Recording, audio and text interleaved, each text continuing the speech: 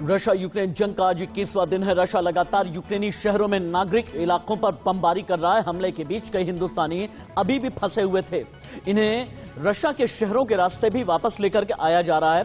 खिरसॉन में फंसे 3 भारतीयों को सिम्फेरोपोल और मॉस्को के रास्ते सुरक्षित निकाला गया है। इधर रशिया ने मारियुपोल के सबसे बड़े हॉस्पिटल पर कब्जा कर लिया। यहां के डिप्टी मेयर ये कहने में लगे हैं कि रशिया के सैनिकों ने डॉक्टर्स, मरीज सहित 400 लोगों को बंधक बनाया है। उन्हें बाहर आने जाने दिया नहीं जा रहा। नमस्ते मैं राशिद। बड़ी खबर यह है कि यूक्रेन पर हमले को लेकर अमेरिकी सीनेट ने पुतिन के खिलाफ वॉर क्राइम की जांच की मांग करने वाले प्रस्ताव को मंजूरी दे दी है। नेटो सचिव जनरल जेन्स स्टोल्टनबर्ग कहते हैं, हम चिंतित हैं कि मॉस्को यूक्रेन में संभवतः रासायनिक हथियारों सहित एक झूठा प्रोपेगेंडा चलाने वाला है। कनाडा की सरकार ने 15 और रशियन अधिकारियों पर प्रतिबंध लगा दिए हैं। इनमें सरकारी अधिकारी हैं, सैन्य वर्ग के लोग शामिल हैं। और जानते हैं आप, अब तक 500 रूसी लोगों पर बैन लग चुके हैं। ब्रिटेन 370 हाई प्रोफाइल रशियन लोगों पर प्रतिबंध लगा चुका है। इसमें रोमन अब्रामोविच शामिल हैं। यूक्रेन का दावा यह है कि जंग में लगभग 13,500 रूसी सैनिक मारे गए हैं। कई मिलिट्री इक्विपमेंट्स को भी तबाह किया गया। यूक्रेन पर हमले के बाद अब तक कुल 12 रशियन कमांडर्स मारे गए हैं। लेकिन यूएन के मुताबिक 30 लाख से ज्यादा लोगों ने यूक्रेन छोड़ दिया है। अमेरिकी अधिकारी ये कहने में लगे हैं कि रशियन सेना ने जंग शुरू होने के बाद से अब तक यूक्रेन में 950 से अधिक मिसाइलें दागी हैं। वहीं यूक्रेन ये कहने में लगा है कि 20 दिनों में जारी रशियन हमले में 97 बच्चों की मौत हुई है। लेकिन सवाल यह कि अगर ज़ेलेंस्की ये कह रहे हैं कि नेटो की मेंबरशिप नहीं लेंगे तो क्या युद्ध बंद होने वाला है? इस बीच वॉर सायरन बज गया है। बड़ी खबर, बिग ब्रेकिंग। कीव के रिहायशी इलाके में रशिया का हमला बहुत तेज हो गया है। धमाके के बाद 15 मंजिला बिल्डिंग में आग लग गई है। रूस रिहायशी इलाकों में गोले दाग रहा है, यह यूक्रेन का कहना है। और युद्ध के बीच अमेरिका ने चाइना को वार्निंग दी है। इस वक्त की बड़ी खबर, इस वक्त की बिग ब्रेकिंग। रशिया की मदद की तो फिर अलग थलग पड़ जाएगा चाइना, यह कहना है अमेरिका का। और अमेरिका अपनी तरफ से बार बार यह धमकियां दे रहा है और अमेरिका बार बार रशिया को चेताने की कोशिश कर रहा है। लेकिन इस बीच ज़ेलेंस्की ने क्या कहा है? ज़ेलेंस्की ने क्यों कहा कि मैं चाहता हूं कि आप लोग मेरी सुने, और ज़ेलेंस्की ने क्यों कहा कि दुनिया इस वक्त ये फैसला करने में लगी है कि कौन असली है और कौन पाखंडी। कैसे पूरी दुनिया को ज़ेलेंस्की ने आईना दिखाया, कैसे नेटो को, अमेरिका को आईना दिखाया, देखें आप। Міністри, дорогі Джастіне, члени уряду, члени парламенту, присутні гості, дорогі друзі. Перш ніж почати, я хочу, щоб ви зрозуміли мої відчуття українців. Настільки, наскільки це можливо. Відчуття протягом цих 20 днів. 20 днів повномасштабного вторгнення Російської Федерації після 8 років війни на Донбасі.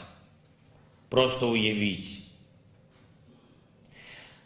Уявіть, що о 4 ранку ви, кожен з вас, чуєте вибухи. पुतिन पर प्रहार भी करने से बचते नहीं हैं ज़ेलेंस्की, आज भी किस दिन के युद्ध के बाद भी। लेकिन ज़ेलेंस्की ने क्यों कहा हम इस युद्ध को जीतेंगे? आप देखें, हम अपनी रक्षा करेंगे, हम जीतेंगे। यूक्रेन को मिला है 3 देशों का साथ।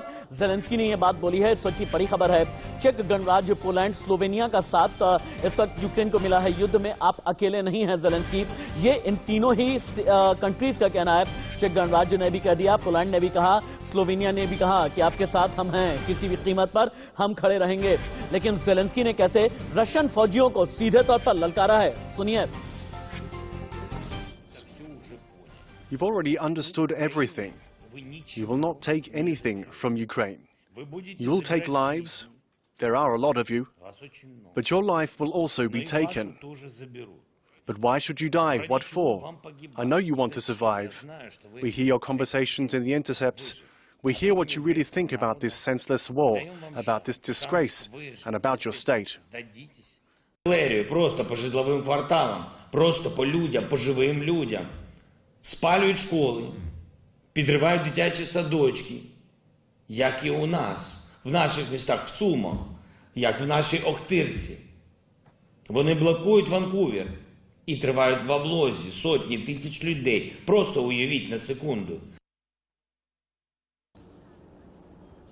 हालांकि ज़ेलेंस्की ने यह सीधे तौर पर कह तो दिया है कि हम नेटो में शामिल होने की अपनी बात से वापस आते हैं, और ज़ेलेंस्की बार बार ये कहने में लगे हैं। और इसके अलावा चेक रिपब्लिक भी सामने आ गया है, पोलैंड भी आ गया है, स्लोवानिया भी आ गया है, और इन तीनों ही देशों के जो राष्ट्र प्रमुख हैं उनका यह कहना है यूक्रेन अपने आप को अकेला ना समझे। लेकिन सवाल यह है 21 दिन के बाद अब पुतिन क्या करने वाले हैं? 21 दिन के बाद अब दुनिया में क्या किसी तरह से जियोपॉलिटिकल सिनेरियो चेंज होने वाला है? 21 दिन के बाद में क्या रशियन अग्रेशन बंद होगा?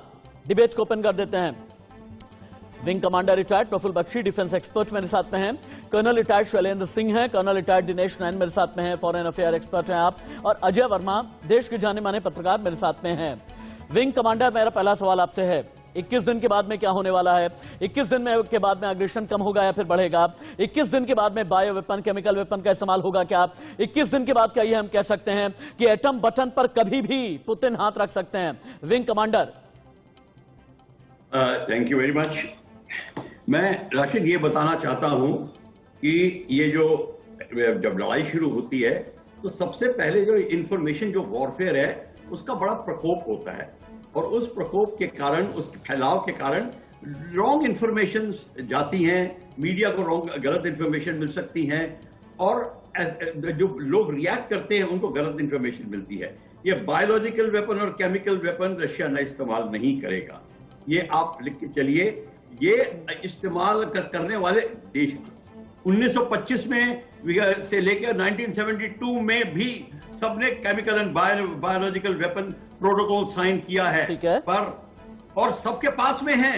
ये नहीं कि सबने डिस्ट्रॉय किए हैं, सबने रेटिफाई किया है कि हम बनाएंगे भी नहीं, रखेंगे भी नहीं, पर सब रख रहे हैं। सर लेकिन क्या है ना विंग कमांडर, आप जो बात कह रहे हैं, आप ही से मेरा अगला सवाल है। विंग कमांडर, एक बात ये बताइए, युद्ध के वक्त में कौन जिनीवा कन्वेंशन याद रखता है? युद्ध के वक्त में कौन संयुक्त राष्ट्र याद रखता है?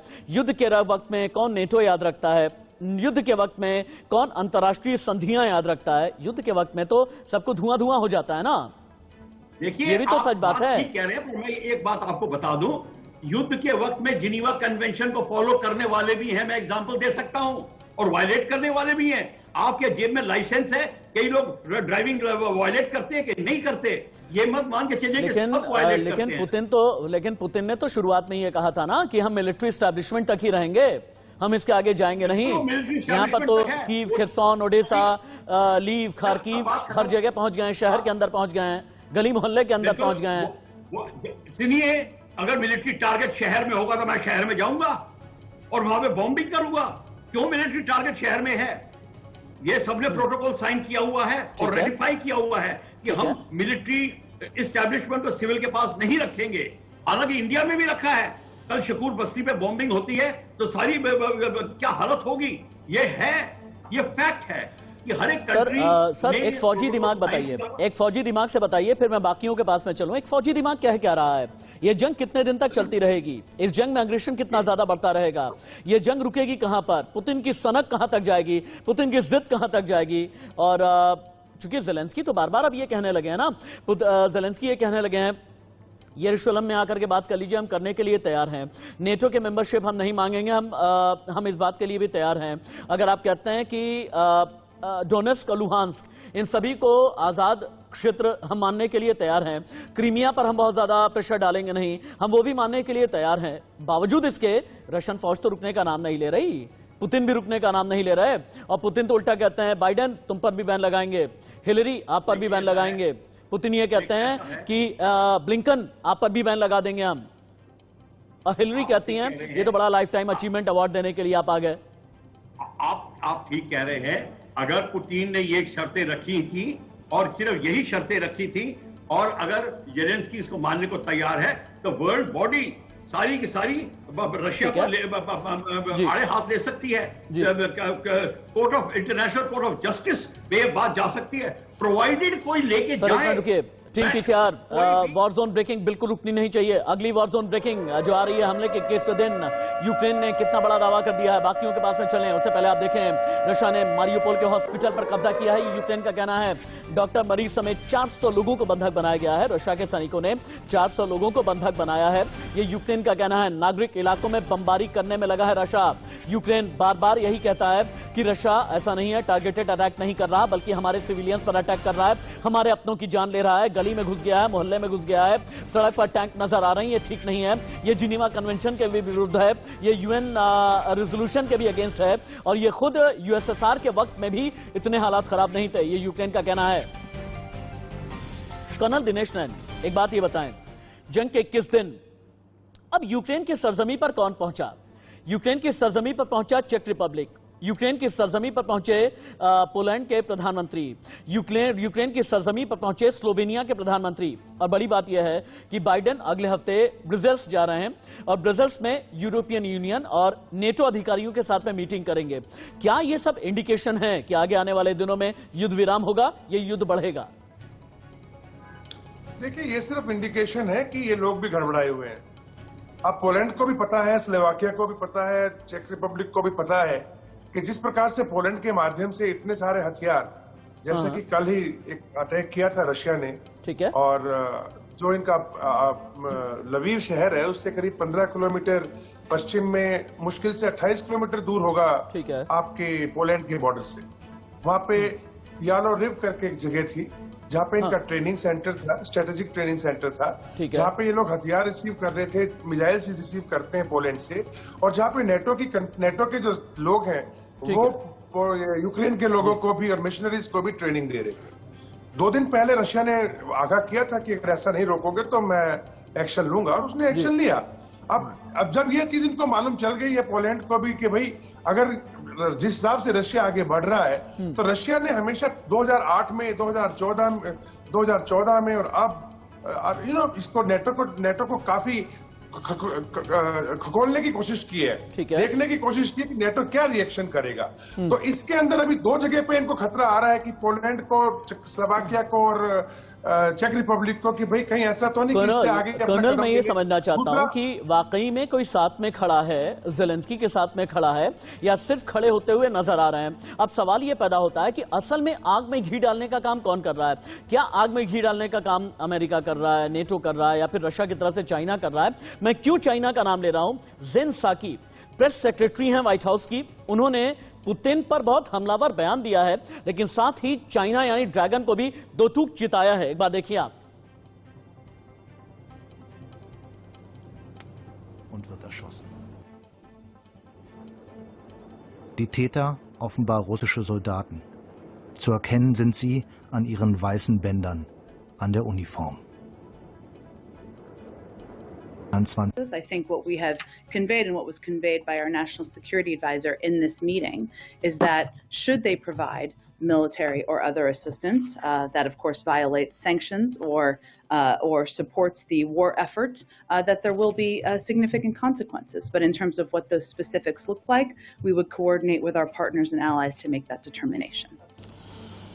कर्नल शैलेंद्र के पास में चलते हैं। कर्नल शैलेंद्र, मुझे ये बताएं कि आग में घी डालने का काम कौन कर रहा है, क्योंकि जेन साकी ने सीधे तौर पर चाइना को भी चेता दिया है और ये कहा है कि अगर चाइना बीच में घुसने की कोशिश करेगा तो हम इस मामले पर मिल करके एक्शन लेंगे, युद्ध का समर्थन ना करें, प्रतिबंधों का उल्लंघन ना करें। देखिए, आग में घी डालना कहें, आग लगाना कहें, इसमें कोई डाउट नहीं है। This all has been started by US. मैं ब्लेम गेम नहीं कर रहा हूं, बिल्कुल क्लियर इवैल्यूएशन है। आप सीधी सीधी बात देखिए, रशिया और यूक्रेन के कुछ अगर डिफरेंसेस थे, हैं, भाई यूएस से आप कौन से ऐसे थानेदार बन गए कि आप एक साइड लेकर बोल देंगे कि नहीं जी आप चिंता मत करो, हम हैं, और जब चिंता की बात आ गई, जब हम हैं दिखाने की बात आ गई, तो आपने बड़े क्लैरिटी से बोल दिया नहीं नहीं आप लड़िए, हम हैं। अब वो जब लड़ रहे हैं तब आप बोलते हैं चलिए जी हम आपके साथ पार्टिसिपेट नहीं करेंगे, हम हैं। ये जो हम हैं, ये जो आप 3 कंट्रीज बोल रहे हैं, पोलैंड, चेकोस्लोवाकिया, ये सब, भाई मुझे एक बात बताइए, आप अगर यूक्रेन के साथ हैं तो क्या आप इतने गट्स रखते हैं कि आप ये बोल पाए कि आप अपनी फौज वहां भेजेंगे? लड़ाई को आप आगे बढ़ाने के लिए तैयार हैं? लड़ाई को एक्चुअली कोई बढ़ाने को तैयार नहीं है, बिकॉज सबका इंटरेस्ट एक है कि मेरे कंट्री में ना मरे, मेरी इकोनॉमी ना मरे, मेरा सब कुछ ठीक रहे, मैं छोटा देश हूं, बड़ा देश हूं, रशिया मेरे ऊपर दादागिरी ना करे, इसलिए मैं दिखाना चाहता हूं कि नहीं जी हम यूक्रेन के साथ हैं। एक्चुअली अगर देखा जाए, यूक्रेन के साथ होना और उसके साथ खड़े होना इज इनएडिक्वेट। क्योंकि ये ऑलरेडी प्रूव हो गया है 20 दिन में।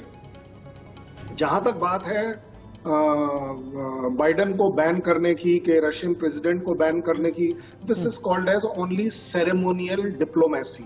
ठीक है इसका आप मुझे एक बात बताइए। सर एक मिनट रुकिएगा, सेरेमोनियल डिप्लोमेसी को लेकर के आगे हम बातचीत करेंगे, लेकिन इस बीच एक और बड़ी खबर। जंग में 13,500 रूस के सैनिक मारे गए हैं, ये यूक्रेन ने दावा किया है।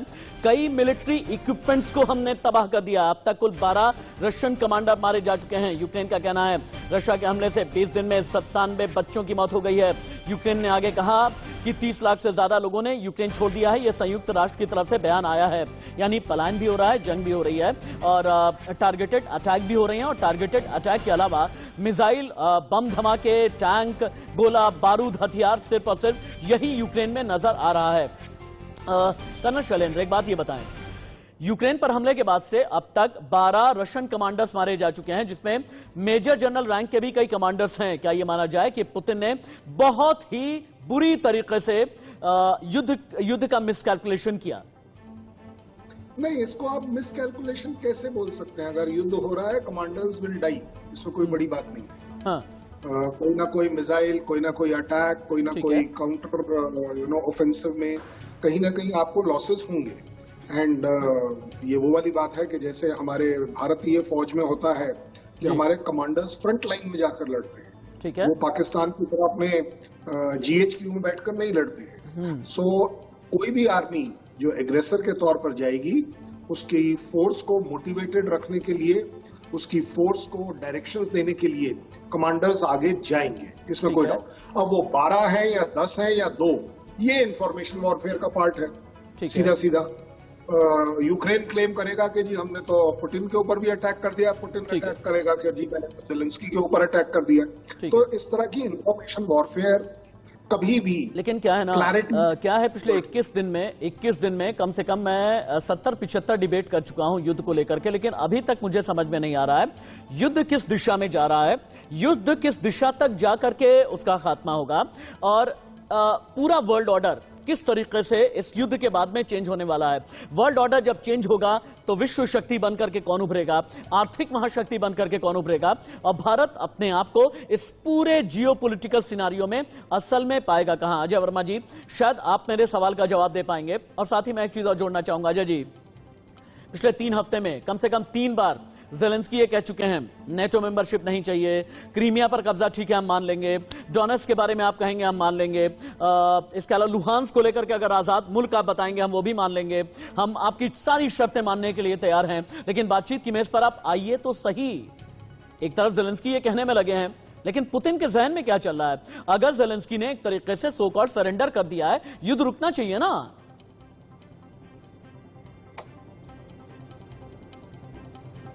अजय वर्मा जी, अजय जी अपना फोन आप अनम्यूट कर लें, आपने म्यूट करके रखा हुआ है अपना फोन, अनम्यूट करें उसके बाद बोलें ताकि मैं आपको सुन सकूं।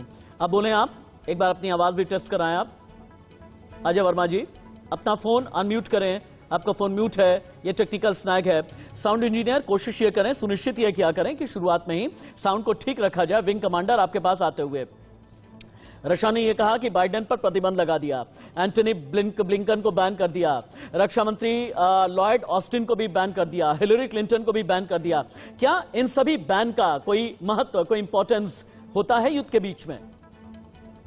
विंग कमांडर, बैन लगाना एक बात है, बैन को इम्पोज करना दूसरी बात है। और ये भी देखना है कि बैन से कोई फर्क पड़ेगा कि नहीं। अगर बैन से लॉन्ग टर्म इफेक्ट पड़ेगा, इमीडिएट वॉर का इफेक्ट नहीं पड़ रहा, तो बैन मीनिंगलेस है। और बैन लगा दिया, ये इतने बैन लगाने से कुछ नहीं होगा। बैन तो कब से लग रहे हैं, भारत के भी बैन लगे थे, थोड़ा असर पड़ता है, लॉन्ग टर्म असर पड़ता है, मैं मानता हूं। पर इस समय जो आप बात कर रहे थे कि अगर ज़ेलेंस्की ने सारी की सारी कंडीशन एग्री कर ली हैं, तब फिर इंटरमीडिएरी पार्टीज को अरेंज करना चाहिए। जितने न्यूट्रल कंट्रीज बने हुए हैं उनको अप्रोच करना चाहिए, ज़ेलेंस्की और पुतिन दोनों को, इंक्लूडिंग इंडिया, कि भैया अगर ये बात है सही जो मीडिया में बोली जा रही है ना सर, कीव में बैठे हुए जो वार्ताकार हैं वो तो बार बार मीडिया के सामने तो आ रहे हैं, ये भी कहने की कोशिश कर रहे हैं कि डिप्लोमेटिक या बैक चैनल टॉक्स के जरिए हम सोल्यूशन निकालेंगे। लेकिन आप ठीक कह रहे हैं, सोल्यूशन निकलता तो नजर ही नहीं आ रहा। कीव में लोग बैठे हुए हैं, जितने भी वार्ताकार हैं वो बैठे हुए हैं। वो क्या बोलते हैं और अंग्रेजी आपने में, दूसरी बात- नेगोशिएटर्स, इनके लिए तो मुझे ऐसा लगता है कि वॉर टूरिज्म है नेगोशिएटर्स के लिए।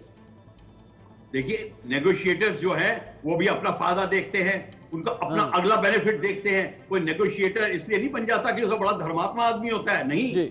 उसको भी अपने पॉलिटिकल गेन्स देखने होते हैं, वो देखेगा।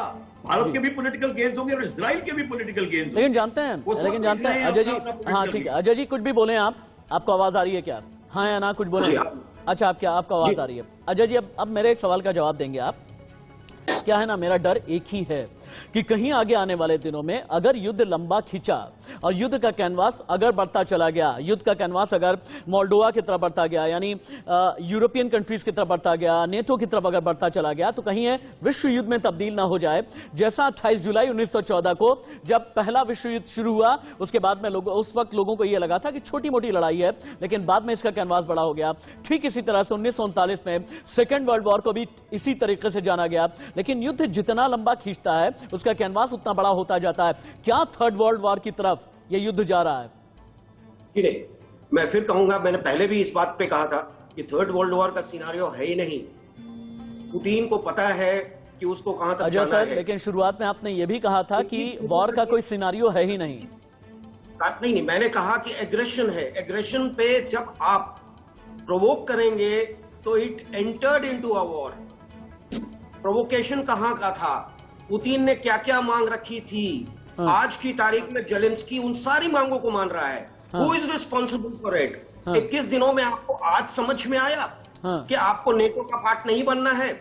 जेलेंस्की ने क्या कहा? पुतिन को जस्टिफाई कर रहे हैं क्या आप? पुतिन को जस्टिफाई कर रहे हैं क्या अजय जी? नहीं, मैं युद्ध को जस्टिफाई नहीं कर रहा, मैं पुतिन को जस्टिफाई नहीं कर रहा। मैं कह रहा हूं कि किस तरीके से जेलेंस्की को बहकावे में रखा गया, एक कहते हैं ना स्केयर क्रो बनाया गया, खड़ा किया गया कि हम तुम्हारे पीछे हैं, कोई नहीं आया। आज जेलेंस्की को यह कहना तो पड़ रहा है कि नेटो हमारे साथ क्यों नहीं आ रहा, क्यों नहीं उसके दरवाजे हमारे लिए खुलते हैं, हम उसके साथ नहीं वॉर जोन साइरन फिर से बच गया है। अजय जी, यहीं से अपनी बात आगे बढ़ाइएगा। कीव के उत्तर पूर्वी इलाके में रशिया की फौज बढ़ने लगी है। रूसी सैनिक खार्किव से इजूम की तरफ बढ़ने में लगे हैं और क्रीवी पर टारगेट कर रहे हैं रशिया के सैनिक। इसका मतलब यह है कि अभी तक सिर्फ बड़े शहर तक, लेकिन अब रिमोट लोकेशन की तरफ भी रशियन सैनिक बढ़ने में लगे हैं। लेकिन कर्नल दिनेश नयन, अब यह मैं समझना चाहता हूं, नेटो क्या करेगा? रशिया रुक नहीं रहा, जेलेंस्की ने लगभग अपनी हार सी मान ली है, सरेंडर सा करने पर आ गए हैं, यानी रशिया की सारी शर्तें मान ली हैं। लेकिन रशिया ने शायद ये अपने मन में ठाना हुआ है, पुतिन ने, कि जब तक पूरी तरह कदमों पर लेकर के नहीं आएंगे, जब तक 1991 के युग जैसे देशों को लेकर के हम नहीं आएंगे यूएसएसआर के वक्त तक, तब तक हम मानेंगे नहीं। नेटो क्या कर रहा है? नेटो 35,000 सैनिक उसने रशियन बॉर्डर पर रखे हुए हैं युद्धाभ्यास के लिए, 200 विमान रखे हुए हैं युद्धाभ्यास के लिए, 50 युद्धपोत रखे हुए हैं युद्धाभ्यास के लिए, लेकिन आराम से बैठे रहेंगे, जो भी पिक्चर चल रही होगी देखते रहेंगे। यानी नेटो कुछ नहीं करने वाला। फिर नेटो का औचित्य रही क्या गया? What exactly is it's appearance meant for? देखिए, बिल्कुल क्लियर है, अगर नेटो ने नो फ्लाई जोन के लिए थोड़ा भी इंटरफेयर किया यूक्रेन के अंदर तो परमाणु युद्ध होगा, वर्ल्ड वॉर होगी। नेटो ने अगर अपने कोई भी जो फोर्सेस हैं वो यूक्रेन के धरती पे उतारे तो डेफिनेटली वर्ल्ड वॉर होगा। अच्छा, और नेटो में वही हो रहा है जो यूएसए चाहता था और चाह रहा है। वो चाह रहा था नेटो को इकट्ठा करना और उसके माध्यम से अपने हथियार बेचना। $6 बिलियन का सौदा हो गया है पोलैंड के इसके बीच में, अमेरिका के बीच में। जर्मनी को F-35 का सौदा हो चुका है। जर्मनी की जीडीपी 2% बढ़ा दी गई है इनका एक्स्ट्रा खर्च करके, ताकि वो अमेरिका से हथियार खरीद सके। इस्टोनिया को बोला गया अपनी स्टिंजर मिसाइल्स जो है सारे की सारे यूक्रेन को दे दो। लिथुआनिया को बोला आप भी दे दो अपनी जैवलिन मिसाइल्स, हम इसकी भरपाई कर देंगे। पर भरपाई का मतलब क्या है? भरपाई का मतलब है आप पैसे दोगे तो ही देंगे, कोई फ्री में नहीं देंगे। तो एक तो आर्म्स का सौदा खुल गया। याद है जब डोनाल्ड ट्रंप गए थे 2 साल पहले यूरोप में और बड़ा हंगामा हो रहा था कि ये हमारी एकता टूट जाएगी, तो डोनाल्ड ट्रंप ने कहा था कि फ्री लंच नहीं है। 47% कंट्रीज को नेटो में अमेरिका अपने पैसों से हथियार देकर के नेटो खड़ा करके खड़ा हुआ है कि हमें मंजूर नहीं है, तो उस नेटो को खड़ा कर दिया। अब रही बात, जैसे आप बोले युद्ध कहां जाएगा, ये युद्ध जाएगा फ्रोजन कॉन्फ्लिक्ट की तरफ, जो आज तक रशिया की हर जगह होता आया है।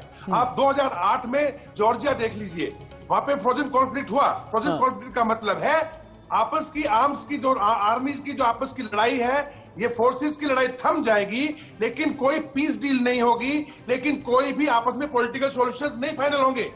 चाहे वो आपके जॉर्जिया में हुए हो, चाहे क्रीमिया में ले लीजिए, चाहे माल्डोवा में ले लीजिए। माल्डोवा में भी जो ईस्टर्न पोर्शन है माल्डोवा का, जो वेस्टर्न यूक्रेन से लगता है, वहां पे रूस की सेना बैठी हुई है। और अब तो जब आपका देखिए डोनेट्स इलाके से लेके ज़ोपोरिज़िया से लेकर के खेलसन से लेकर के और ओडेसा तक, ये जो पूरी की पूरी एक बेल्ट है, एक रोड कॉरिडोर है। फिर मुझे ये समझाएं, कर्नल लैंड, फिर मुझे ये समझाएं, अगर फ्रोजन कॉन्फ्लिक्ट होता है तो इसमें पुतिन का फायदा क्या है? देखिए, पुतिन का फायदा ही फायदा है। ये जितना भी इलाका है, सबसे ज्यादा इसी के अंदर इंडस्ट्रीज है। अब मारियापोल क्या है? स्टील का सबसे बड़ा इंडस्ट्रियल हब है। और जो उसके बाद आप खेलसन में आ जाइएगा, नाइकोलिव क्या है? उसके अंदर सबसे ज्यादा ये आपके पानी के जहाज बनते हैं। ओडेसा 70% जो है, यानी आप ये कहना चाहते हैं कि जब ये मिलिट्री वाला जब युद्ध बंद होगा तो फिर एक फ्रोजन कॉन्फ्लिक्ट होगा। फ्रोजन कॉन्फ्लिक्ट में बार बार पुतिन अपना प्रेशर डाल करके, रशिया अपना प्रेशर डाल करके ये बताता रहेगा कि सुपर पावर हम ही हैं, कभी भी अमेरिका के चक्कर में मत आओ, नेटो के चक्कर में मत आओ। और देख लिया है तुम लोगों ने, अगर नेटो के चक्कर में आओगे या फिर अमेरिका के चक्कर में आओगे, जॉर्जिया में हमने करके दिखा दिया है, लुहांस्क में हमने दिखा दिया है, डोनेट्स्क में हमने दिखा दिया है, क्रीमिया में हमने दिखा दिया है, लीव, कीव, खार्किव, खेरसोन, हर जगह हमने दिखा दिया है। लिहाजा हमारा प्रभुत्व मान लो। कर्नल शैलेंद्र, क्या ऐसा ही होने वाला है आगे आने वाले दिनों में?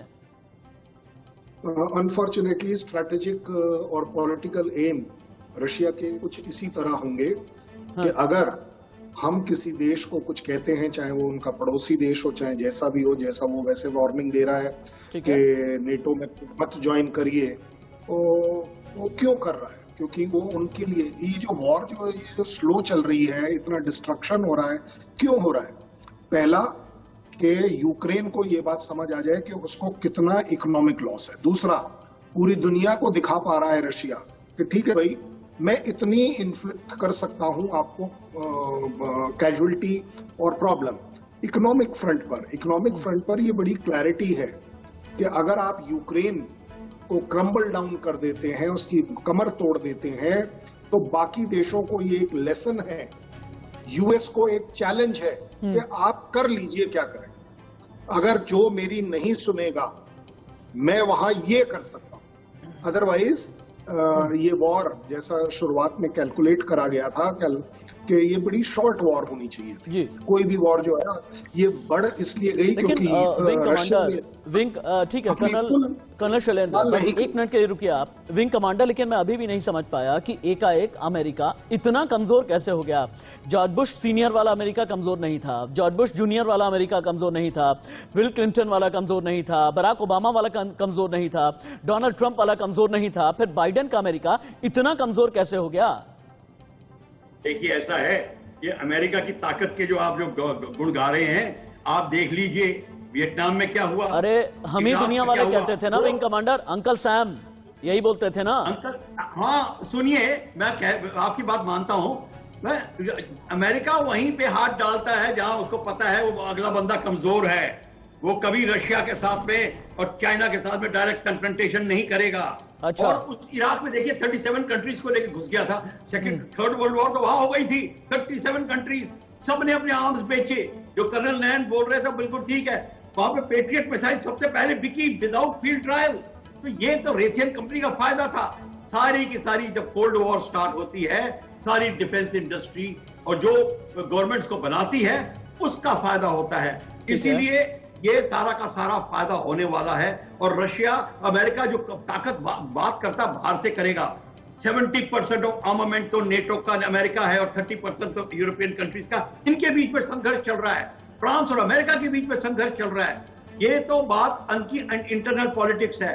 सबसे ज्यादा फायदा इस समय रशिया का होगा। उसका आधिपत्य जहां जहां जमाना चाहता है जमा रहा है।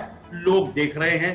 क्या वो कहते हैं A1 यानी आप ये कहना चाहते हैं कि भले ही अमेरिका ये प्रोपेगेंडा चलाता रहे, भले ही अमेरिका ये कहता रहे कि पुतिन लेते हैं स्टेरॉयड, पुतिन को हो गया है कैंसर, पुतिन को हो गई है दिमागी बीमारी, पुतिन जो है मेंटली स्टेबलाइज नहीं है, लेकिन पुतिन ये बताते रहेंगे कि आधिपत्य जमाने के लिए, सुपर पावर बनने के लिए क्या क्या करना होता है।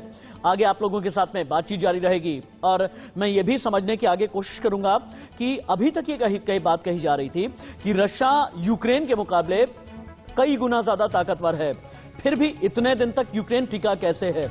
आगे बढ़े उससे पहले हेडलाइंस। पुतिन का हिंट, विनाश का ब्लूप्रिंट। अगली बड़ी खबर, यूक्रेन के 3 शहरों में रूसी सेना ने बम बरसाए हैं। साल्टोवका, खार्किव, क्रॉस आइट, पिटडॉग पर भारी बमबारी हुई है। बमबारी की वजह से कई इलाके में आग लग गई है। इस वक्त की बड़ी खबर, हम तस्वीरें दिखाते हैं आपको। इन तस्वीरों में आप देखें कि एक आम नागरिक कैसे बता रहा है कि रूस की सेना कितना जुल्म कर रही है। तस्वीर टीम पीसीआर लेकर के आए। तस्वीर, हाँ, जिंदगी के लिए इन तस्वीरों में क्या है पहले आप समझें। यूक्रेन का एक आम नागरिक है, उसके सामने रूस का एक फौजी है और आम नागरिक हाथ जोड़ करके ये कह रहा है कि मैं तो एक सिटीजन हूं, मुझे निशाना क्यों बना रहा है। लेकिन रूस के फौजी किस तरीके से निशाना बनाने में लगे हैं ये तस्वीरों में आप देख सकते हैं। 21 gegen 14 Uhr und wird erschossen. Die Täter offenbar russische Soldaten. Zu erkennen sind sie an ihren weißen Bändern an der Uniform. एक लेफ्टिनेंट जनरल बेन है, यानी अमेरिका के बड़े फौजी, उनका पूर्व फौजी, उनका यह कहना है बस 10 दिन तक ही टिकेगा, 10 दिन तक ही रशिया का गोला बारूद बचा हुआ है, इसके बाद पुतिन की सेना टिक नहीं पाएगी। ये अमेरिकी जनरल कहना क्या चाहते हैं, इंडिकेशंस क्या हैं, एक बार देखिए आप, उसके बाद फिर हम डिबेट को आगे बढ़ाएंगे। To destroy Russian long-range artillery and rocket launchers and cruise missile sites. Assuming we do that, then I think within the next 10 days, Russia is going to culminate, which means they will not be able to continue the attack any further. And so it's kind of a race, actually. And we get the Ukrainians enough where they can outlast Russia, and Ukrainians need to destroy Russian long. अब सवाल ये पैदा होता है, colonel Dinesh नैन, एक बात ये बताएं आप, एक बात ये हमें समझाएं कि एक अमेरिका के पूर्व जनरल का ये दावा है कि 10 दिन के अंदर अब युद्ध बंद हो जाएगा, 10 दिन तक का ही गोला बारूद पुतिन के पास में है। क्या ये सिर्फ प्रोपेगेंडा है या इनमें किसी तरह की सच्चाई हो सकती है? एक फौजी नजरिए से मुझे आप बताइएगा। और साथ ही मुझे ये भी बताइएगा कि अब प्रेशर दूसरी तरफ से जो बढ़ने लगा, यानी नीदरलैंड्स की तरफ से, एस्टोनिया की तरफ से, पोलैंड, लातविया, चेक, स्वीडन, फिनलैंड, जर्मनी, स्पेन, क्यों ऐसा ये लग रहा है कि ये इस युद्ध का कैनवास बड़ा होने वाला है? जिन मुल्कों का मैंने नाम लिया है, ये रशिया के अगेंस्ट खड़े होने लगे हैं। जर्मनी जिसके साथ बड़ी अच्छी बना करती थी अभी चंद दिनों पहले तक, और जर्मनी भी लगभग उसका स्टैंड और स्टांस रशिया के खिलाफ होने लगा है। कर्नल नैन, देखिए, जहां तक नेटो कंट्रीज का सवाल है, इनको एक रशिया के जो एक्शंस हैं उसके खिलाफ एक डर बैठाया जा रहा है और सूत्रधार है अमेरिका। बिकॉज इनमें डर नहीं बैठेगा तो इकट्ठे नहीं होंगे, और डर नहीं बैठेगा तो ये लड़ाई के लिए नहीं सोचेंगे, हथियार नहीं लेंगे, तो वहां पे तो हो गया इनका मार्केट। बिकॉज देखिए, अमेरिका के जितनी भी वेपन मैन्युफैक्चरिंग कंपनीज हैं, सबके शेयर्स देखिए ना, 20-20, 25-25, 30-30% बढ़ चुके हैं, तो उनको पता है हमारी मार्केट खुल रही है। अब रही बात अमेरिका की, ये जो बार बार ये इंफॉर्मेशन दे रहा है, देखिए हाइब्रिड वॉरफेयर है, प्रोपेगेंडा, इंफॉर्मेशन वॉरफेयर, झूठ, अलग तरह का हरकतें, ये इसका हिस्सा है। अब अमेरिका को देख लीजिए, पहले बोल रहे थे कि भाई 14 दिन के अंदर डाउन, अखबार जो है लंदन का, तीसरे दिन ही लड़ाई के बोल दिया था 14 दिन के बाद रशिया का तो बुरा हाल हो जाएगा। बुरा हाल हुआ क्या? उसके बाद अभी बोलते हैं 10 दिन और चलेंगे, तो 10 दिन बाद भी देख लेंगे जी। उधर बोलते हैं, अच्छा, एक हफ्ता पहले याद हो आपको, तो अमेरिका की स्टेटमेंट आई इंटेलिजेंस एजेंसी पेंटागन की कि भाई रशिया ने तो सिर्फ 10% ही फोर्स लगाई है अभी तक, ठीक है, 90% तो इंटेक्ट है। और दूसरी तरफ कह रहे हैं इसको, चीन को, भाई आप रशिया को सैनिक मदद क्यों दे रहे हो? वो आपसे सैनिक मदद मांग रहा है, वो आपसे इकोनॉमिक मदद मांग रहा है। अरे भाई, जिसकी 90% सेना इंटेक्ट बैठी हो, वो क्यों मदद मांगेगा? So this is all contradictions. ये कोई सच्चाई नहीं है, ये प्रोपेगेंडा चल रहे हैं। चलिए, युद्ध के बीच में प्रोपेगेंडा चल रहा है और ये हाइब्रिड वॉरफेयर के तौर पर हर कोई अपने मीडिया के जरिए अपनी सहूलियत की खबरें प्रमोट करने की और प्रोजेक्ट करने की कोशिश कर रहा है, ये तो मैं समझ गया। लेकिन अजय वर्मा जी, एक बात ये बताएं, आज की तारीख में ग्लोबल डिप्लोमेसी में कितने चेंजेस हो रहे हैं? जब सेटल हो जाएगा ये युद्ध या जब सो कॉल्ड रीशफलिंग हो चुकी होगी, तो नया वर्ल्ड ऑर्डर इस दुनिया में क्या बनने जा रहा है और न्यू वर्ल्ड ऑर्डर में भारत कहां पर होगा? अभी जैसे कर्नल साहब बता रहे थे कि जिस तरीके से नाटो को यूएस खेल रहा है, एक डराने की कोशिश कर रहा है जिससे कि यूनाइटेड रहें लोग। मुझे लगता है कि ईस्टर्न ब्लॉक, जो ईस्टर्न कंट्रीज है, ईस्टर्न ब्लॉक जो था पहले, यूएसएसआर के साथ जो देश थे जो अलग हो गए, यूक्रेन हो, पोलैंड हो, तो ये हो, इनको भी ये बताने की कोशिश कर रहे हैं कि अगर आप वेस्ट के तरफ देखते हैं तो ये हश्र होगा जो यूक्रेन का हुआ 21 दिनों में। एक तरह से मुझे जो लग रहा है, जो देखने में आ रहा है, आई मे बी रॉन्ग, कि पुतिन की ये कोशिश होगी कि एक बफर ब्लॉक बनाने की, सो दैट उनके अपने इंटरेस्ट जो है वो उस इंटरेस्ट से बफर ब्लॉक का मतलब, बफर ब्लॉक में कौन कौन होगा? पहले तो मतलब आसान शब्दों में बताएं, और बफर ब्लॉक में होगा कौन कौन? जैसे जितने जो यूएसएसआर के जो कंट्रीज थे जो अलग हुए, अच्छा, जो आज की तारीख में इंडिपेंडेंट हैं और वेस्ट के तरफ देखते हैं, और जिनके साथ रशिया का कहीं ना कहीं तफरका और तकरार बना रहता है। रुकना पड़ रहा है। एक और बड़ी खबर आ गई है, यूक्रेन में करीब 20 शहरों में एक साथ सायरन बजने लगे हैं। यूक्रेन के आसमान पर रशियन फाइटर प्लेन मंडराने लगे हैं। कीव, लवीव, ओडेसा, विनित्सिया में सायरन गूंज रहे हैं। मिकोलेव, ईजियम, पुल्टावा में भी अलार्म एक के बाद एक बजते चले जा रहे हैं। विंग कमांडर प्रफुल्ल बख्शी, अब मुझे ये समझाएं, यूक्रेन वर्सेस रशिया में, यूक्रेन जिसके पास में सिर्फ 11 लाख सैनिक, लेकिन रशिया जिसके पास में 29 लाख सैनिक, यूक्रेन जिसके पास में लड़ाकू विमान 98, रशिया जिसके पास में 1500 से भी ज्यादा लड़ाकू विमान, यूक्रेन अटैक हेलीकॉप्टर 34, रशिया उसके मुकाबले 544 अटैक हेलीकॉप्टर, यूक्रेन के पास 2596 टैंक, रशिया के पास में 12240 टैंक। तो फिर यूक्रेन इतने दिन तक टिका कैसे है, विंग कमांडर? देखिए, यूक्रेन इतने दिन इसलिए टिका है, ये सेकेंड वर्ल्ड वॉर का ब्लिट्जक्रीग नहीं है कि tanks kept rolling over the cities. उनका एम था सारा एरिया मैक्सिमम ऑक्यूपाई करना। यहाँ लिमिटेड एम्स के साथ रशिया चल रहा है। उसको कोई दिखाने की जरूरत नहीं है कि मैं इतने देर में सारा का सारा यूक्रेन को हड़प लूंगा। उसका मिलिट्री एम ही नहीं है ये। तो वो अपना जो सेलेक्टेड पॉइंट्स है वहां कर रहा है, और वो बता रहा हूं, वो पूरा का पूरा डिस्क्रिमिनेट कर रहा है। जहां हो सकता है वहां पे सिविल पे अटैक नहीं करता, चुन चुन के कर रहा है, और उसको कोई जल्दी नहीं है। उसको पता कोई नहीं अंदर आएगा, उसको क्या जल्दी है। वो कंसोलिडेट कर रहा है, पॉलिटिकली कंसोलिडेट करता है, अपने लोगों को लगाता है, जहां पे उसके मेजॉरिटी के लोग होते हैं वो सपोर्ट उसको लगाता है। उसको कोई जल्दी नहीं है। हम सोच रहे हैं कि उसको जल्दी होनी चाहिए क्योंकि वो 4 गुना बड़ा है हर एक फील्ड में। ये बात सही नहीं है। चाहे वो 6 गुना भी बड़ा हो, पर वो रशिया अपना टाइम लेगा अपने रिक्वायरमेंट के अनुसार, और वो उसका रिक्वायरमेंट है। हाँ, कहीं ना कहीं यूक्रेन के सर आपको रोकना पड़ रहा है। एक और बड़ी खबर आ गई है, चेर्निहिव रेलवे स्टेशन पर रशिया ने ड्रोन अटैक कर दिया है। यूक्रेन के हथियार डिपो पर 3 रॉकेट दागे गए हैं। रशियन हमले से हथियार गोदाम में बहुत भीषण आग लग गई है। यूक्रेन के हथियार डिपो पर 3 रॉकेट रशियन फौजियों ने दागे हैं। अगली बड़ी खबर, जंग के 21वें दिन कीव खार्किव में बमबारी तेज हो गई है। कीव के बाहरी इलाकों में भीषण धमाकों की आवाज आई है। खार्किव में रूसी सेना ने बहुत बड़ा हमला कर दिया।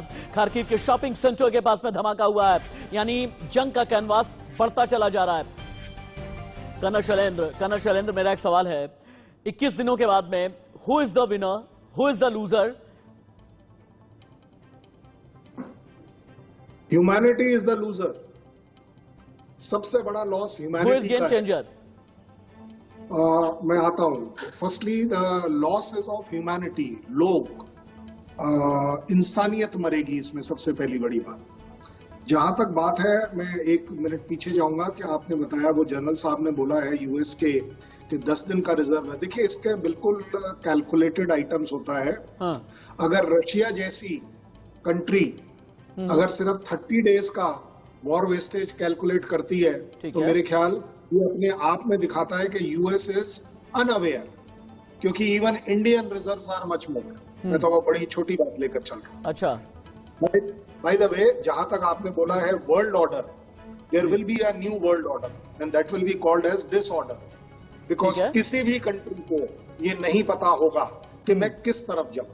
आप ईस्टर्न की साइड जाएं, चाहे नीटो की साइड जाएं, सबको मालूम है कि जब लड़ाई होगी तो आपको अपनी लड़ाई खुद लड़नी पड़ेगी। ठीक है। So best part learning for India sir, हाँ ठीक है, अपने कंक्लूडिंग पार्ट में मैं एक बार कर्नल नैन के पास में जाना चाहूंगा। कर्नल नैन, मैं एक रैपिड फायर राउंड में आपके साथ में एक सेशन चाहता हूं। Who is the gainer? बहुत जल्दी। अभी तक रशिया है। Who is loser? Loser Ukraine. Who is chooser? Chooser Russia. Who is game changer? America. Who is killer machine? देखा जाए तो अभी तक यूज नहीं हुई।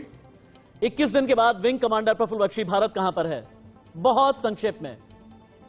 21 दिन के बाद भारत वहीं है जहां पे भारत को होना चाहिए।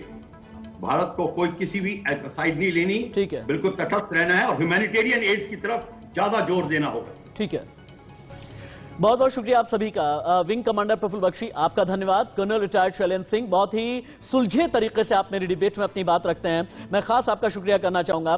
कर्नल दिनेश नैन, आप जितने पेशी रहे, आपकी स्पीड और साथ ही साथ आपके साथ बात करने का जो एक मजा रहता है हमेशा से ही अलग रहता है। और अजय वर्मा जी, आपने एक पत्रकार की हैसियत से हमें यह बताया है कि पूरी दुनिया का वर्ल्ड ऑर्डर किस तरीके से चेंज हो रहा है। बहुत बहुत शुक्रिया, बहुत बहुत धन्यवाद। रशिया यूक्रेन युद्ध से जुड़ी हुई बड़ी खबरें, पहली रिपोर्ट, ग्राउंड जीरो रिपोर्ट, सिर्फ इंडिया न्यूज पर। 21 दिन से हम लगातार दिन रात 24 घंटे सातों दिन आप तक रिपोर्ट पहुंचा रहे हैं, आगे भी पहुंचाते रहेंगे। एक छोटा सा ब्रेक, कहीं मत जाइएगा।